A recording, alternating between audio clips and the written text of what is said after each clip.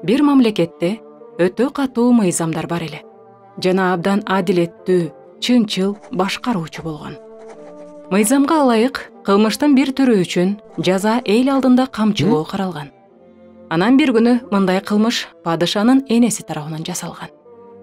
Анын кеңешчилери ар кандай пикирде болушкан. Айрымдар ал энесин ушунчалык жакшы көрөт, эч качан аны жазалоого жол бербейт дешти. Башкалар болсо, ал адилеттүү башкаруучу жана эч качан мыйзамдын бузулушуна жол бербейт дешти.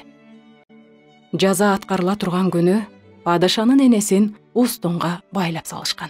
Жазалоочу камчыны алып келгенде падыша кийимин чечип, энесин кучактап, камчынын бардык соккуларын өзүнө алды. Урматтуу угармандар, ар бирибиз чексиз жана ченемсиз күнөөлөргө батып, кемчиликтерди кетиргенбиз. Бирок Кудай эч бир күнөөсү жок уулун биз үчүн курмандыкка чалып, бизди түбөлүк тозоктун оттуу көлүндө күйүү жазасынан куткарып алды.